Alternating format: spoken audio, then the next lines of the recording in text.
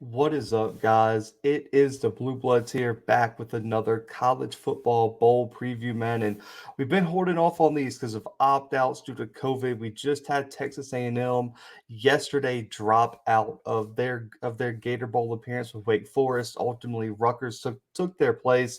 But we got to kind of get rolling on these. So if a player opts out after I drop something or a team drops out, we'll make some corrections on the episode. But we're continuing our bowl preview with the Alamo Bowl here with Oregon, number 14 in the country, taking on number 16 Oklahoma in one of the best non-New Year Six bowls out there, man. As the Sooners are a 4.5 point favorite in a game that kicks off at 8:15 p.m. Central Time on ESPN on December the 29th in San Antonio, Texas, man. And this is an interesting game, not only stylistically, matchup wise, and we got two big brands of college football matching up, but also two teams looking to launch themselves into the future. New staffs coming in, two new head coaches, multiple young players are finally going to get to shine due to transfers, opt outs, and a bunch of other things coming down the pipeline. So, this is a great chance for some of these guys to put their name on the map on the biggest stage in prime time on ESPN in a game that I'm sure is going to be one of the more viewed bowl games of bowl season. So, to set the stage, let's start with the Ducks. They entered this one 10-3, coming off of a tough loss to Utah in the Pac-12 championship game. They've lost two out of their last three games, and Brian McClendon is going to be taking over this team for Mario Cristobal, who has taken the head coaching job for the Miami Hurricanes. And the Ducks are actually looking to win their second Alamo Bowl in school history. Man, they've been three times. They're one. This will be their third appearance. They're 1-1 so far. So big game for the Ducks and a great chance for the Dan Lanning era to start off with a huge win over Oklahoma. Now, on the other side, the Sooners are coming in 10-2. Their last game, a loss in Bedlam to Oklahoma State. Bob Stoops makes his return as the head coach of the Sooners for this one, replacing Lincoln Riley, who took the head coaching job at USC. And of course, the Sooners are looking to enter the Brent Venables era with a big win over Oregon. But both of these teams have been ravaged by opt outs, by transfers. So we're going to see a lot of new faces as I kind of go through this preview, some names you probably haven't heard of. But this is going to be the eighth matchup between these two programs. The Sooners hold a 6-1 lead over the Ducks, winning the first six matchups. Oregon winning the last matchup in '06.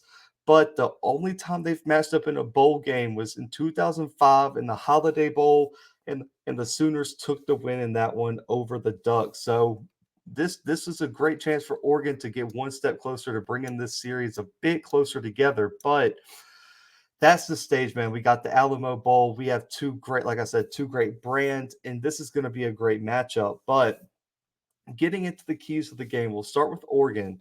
Opt-outs have drained the wide receiving core. Oregon is going to have almost a brand new receiving core for this game, including the tight end spot. So the key for me in this game for Oregon is the rush attack. They don't going to have to establish the run early and often in San Antonio and really aid some of these younger wide receivers as they kind of get into the game, get their footing, get their moment, get some momentum in the game, and get comfortable in this offense on the biggest stage. So the run game is going to be extremely important for the Ducks in this matchup. Now, when you look for the season, man, the Ducks have rushed for over 200 yards per game, over 5 yards per carry for the season. And it all starts with Travis Dye, who has had a huge role since CJ Verdell went down midseason with the injury. And that really took a toll on the depth of this Oregon running back room. Really and truly, it's been Travis Dye and Byron Cardwell are really the only two guys that have had to pick up the slack. Cardwell being a freshman, young, but has really come along nicely over the last part of the season. But Da this year has been the key and will be the key in this matchup. Over 1,100 rushing yards, almost 6 yards per carry, and 15 rushing touchdowns for Da. He's explosive. He's a bowling ball at times. This kid can do it all, and he is going to have to be the leader and carry this Oregon offense into this matchup. Now, Byron Cardwell, on the other hand, 400 rushing yards, over 7 yards per carry, 3 rushing touchdowns. I think this would be a great chance for Cardwell, given the fact that he should be able to see a bit more action, a few more touches than usual. I think this is a great chance to put himself on the map for the Ducks going into the future, going into the Dan Lanning era as a guy to establish himself going into this next offense. They got a great offensive coordinator in Kenny Dillingham coming in. I really do think Cardwell fits the offense very nicely.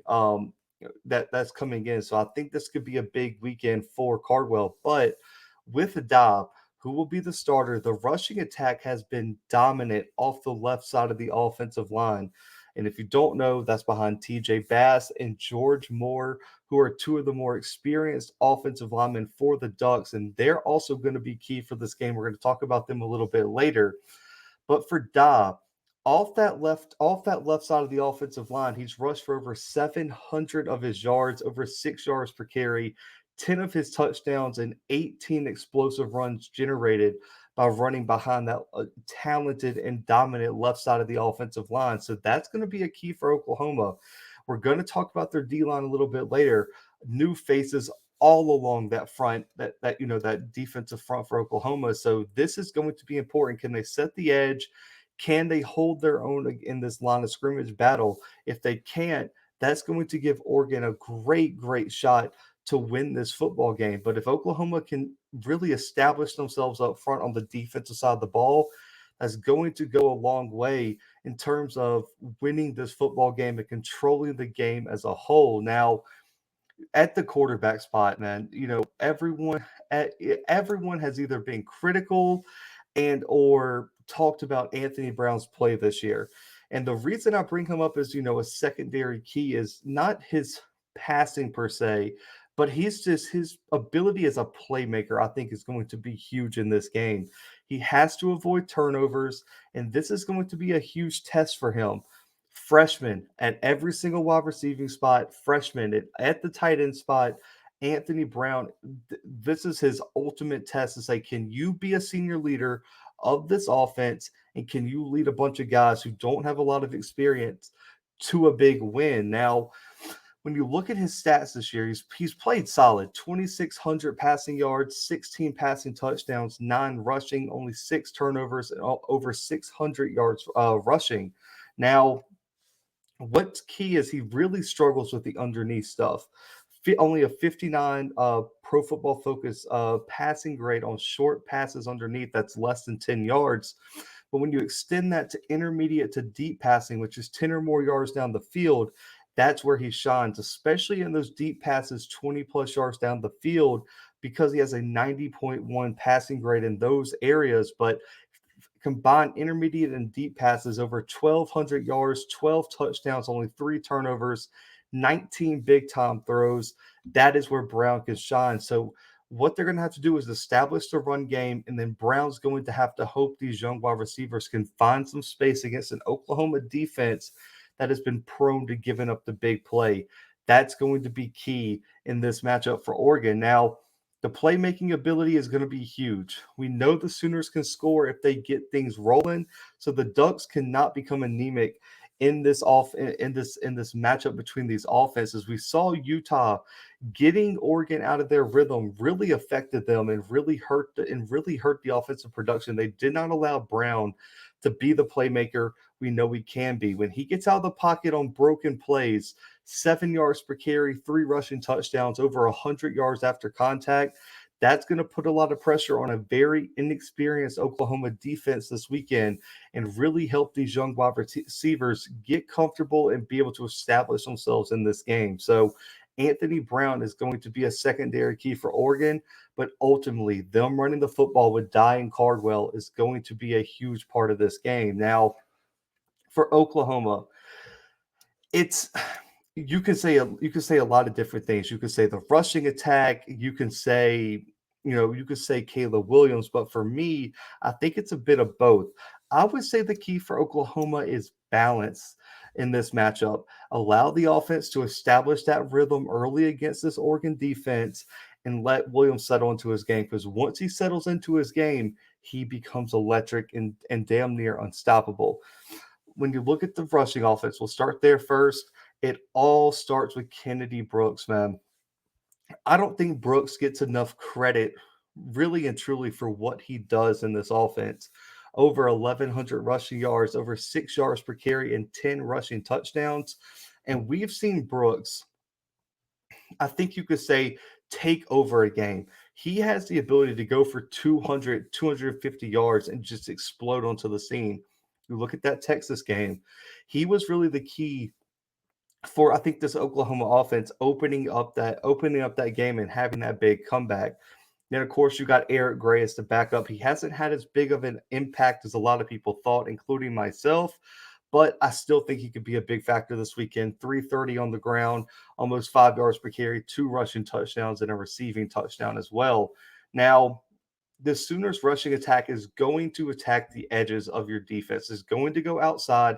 They're going to bounce things off tackle, and they're going to try to make you play sideline to sideline football. Now, the reason this is key, Oregon is without Kayvon Thibodeau in this game, and that could allow the Sooners to take advantage of some inexperienced players on the outside of this defense. Now, off the edge, almost 1,000 rushing yards, 7 yards per carry, 13 rushing touchdowns, and almost 30 explosive runs generated. If Oregon's linebackers, especially Noah Sewell, who's really going to be the leader of that linebacking core, if they can't play sideline to sideline and be disciplined in the run game, Kennedy Brooks could really become a huge factor for Oklahoma. And we saw what that Utah rushing game did. You have to be more disciplined if you're Oregon's defense and be more stout in the run game. And there's really some question marks, especially with missing a lot of key pieces on this defense after the performance they had in the Pac-12 championship. Now, the other key, Caleb Williams. When he's on his game, this offense is damn near unstoppable, and Oklahoma is terrifying, and they're probably a playoff team when he's on.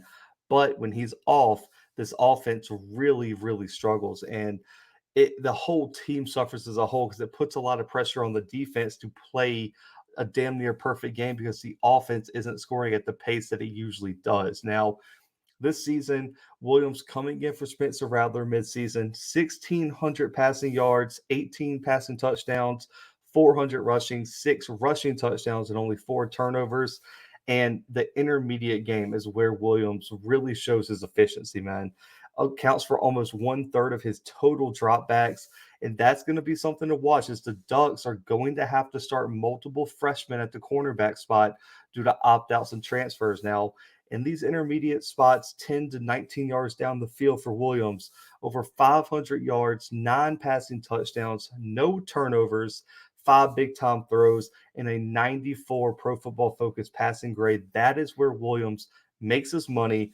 And if Oregon cannot stop that intermediate passing game, it's going to be a long day because Williams is accurate, efficient, confident in those throws, and the wide receivers for Oklahoma are playmakers in space. And if they can make you miss in the open field, it's going to be a quick six, and you cannot let that happen. Even though they're missing players like Jadon Haselwood, Austin Stoner at the tight end spot, they still have a lot of talent at those wide receiver spots, starting with Marvin Mills. Now, the linebackers for Oregon are going to have to contain Williams. That was a key I don't think a lot of people talked about with Baylor and Oklahoma State. Their linebacking play was so great, so efficient, and just so disciplined that they didn't allow Williams to be that dual threat guy he feels comfortable being. So if Williams can get outside with his legs, the Ducks could be in trouble because off the edge, Williams rushed for over 300 yards, averaging 14 yards per carry, 5 rushing touchdowns. That's where he makes his money. If he gets out of the pocket and gets loose with his legs, Oregon's going to have a tough time to win this game. But balance and just efficiency are going to be the keys in this matchup for Oklahoma, in my opinion. Now, the matchup to watch quickly here, man. I think, there's a lot of great positional matchups, but for me, I think the one I'm most excited to see is Oregon's offensive line against Oklahoma's defensive line. And it's because Oklahoma's defensive line ravaged by opt-outs and transfers.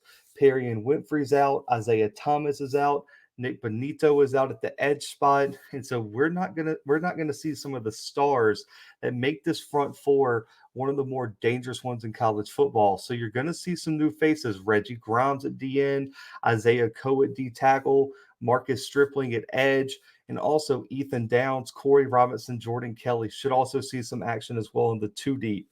But Grimes has had a solid year. He's had some solid production. Koa has seen some time as well.